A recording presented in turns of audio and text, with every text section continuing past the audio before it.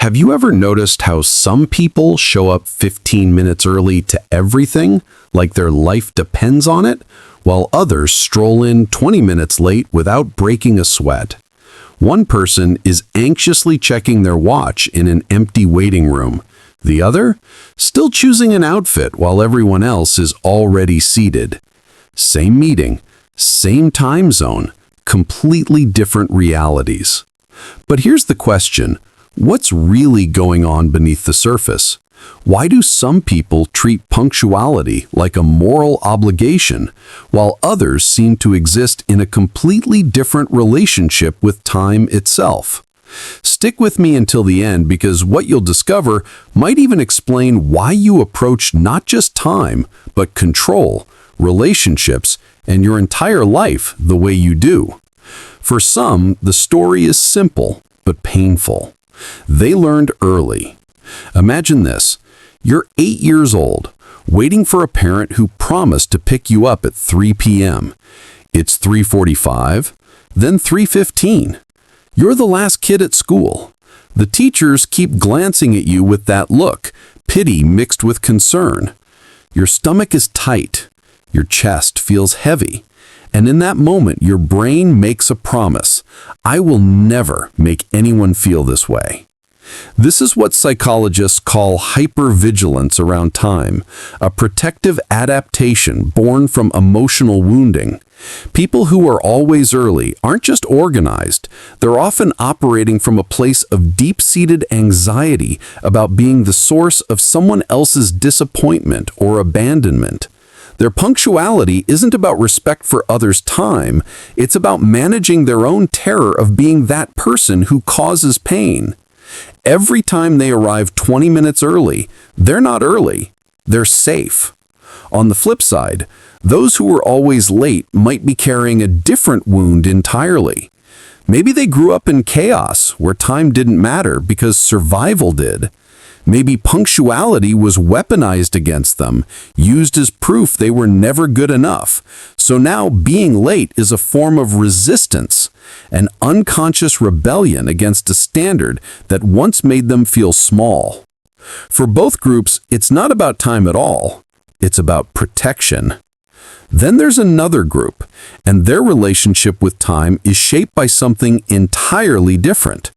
They're drowning in what psychologists call time pressure perception, the constant sensation that there's never enough time to do everything that matters.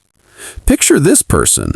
They wake up to 47 notifications, 3 deadlines, a sick parent, a failing relationship, a career that demands everything.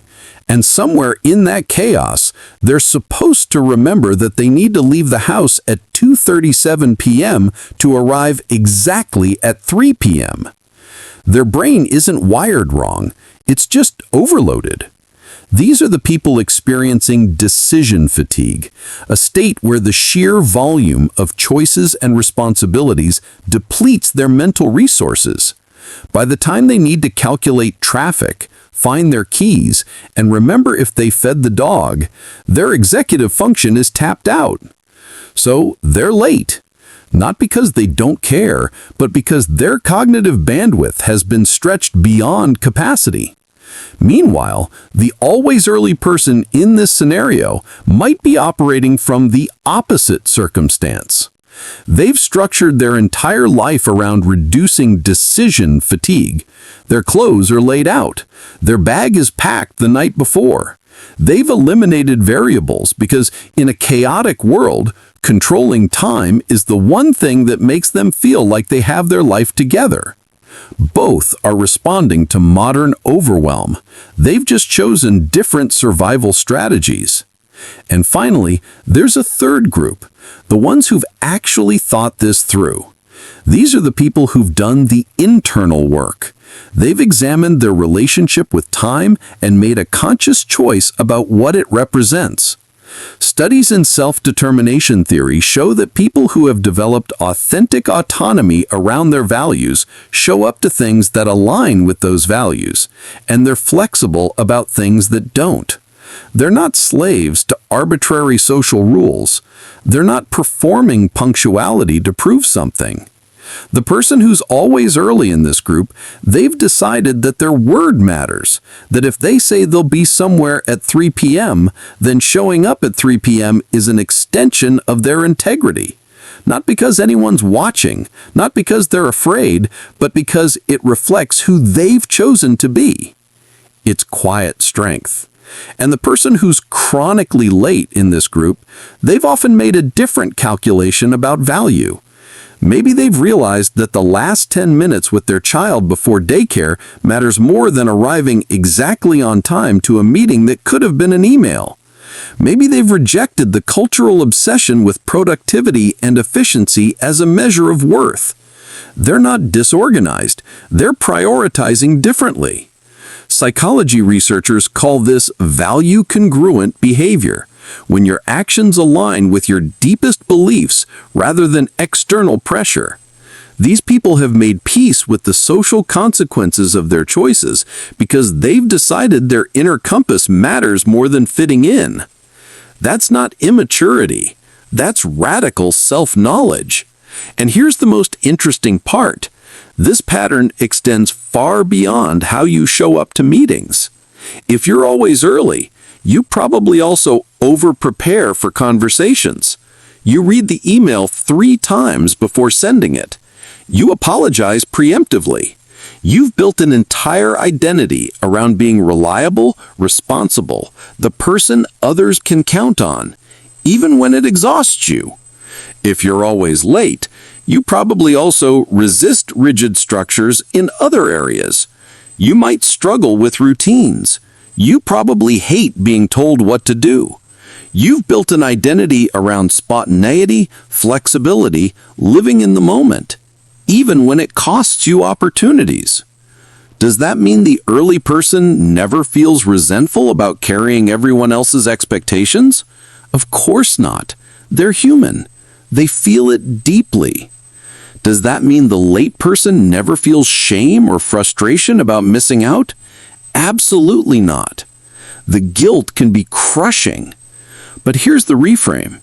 Maybe chronic punctuality isn't virtue. It's a coping mechanism for anxiety about being unlovable if you're not useful. And maybe chronic lateness isn't selfishness. It's a boundary against a world that wants to commodify every second of your existence. Both are trying to protect something precious. They've just chosen different armor. So whether you're the person pacing in the parking lot 20 minutes early, or the one texting 5 minutes away when you haven't left the house yet, you're not broken. For some, it's about control in a life that once felt chaotic. For others, it's about freedom in a world that demands conformity. And for many, it's about unfinished emotional business with time, authority, and worth. The real question is, which one are you? And more importantly, is your relationship with time serving you, or is it running you? Are you early because it genuinely aligns with your values, or because you're terrified of being perceived as less than? Are you late because you're authentically prioritizing what matters, or because you're unconsciously rebelling against expectations you never examined? What if time isn't the enemy, but the mirror? If this made you think differently about something as simple as showing up on time, you'll love the other psychology topics we cover here. We don't do surface-level advice. We dive deep into the kind of psychology that actually explains you, the patterns you've been running, the wounds you've been protecting, the choices you didn't know you were making.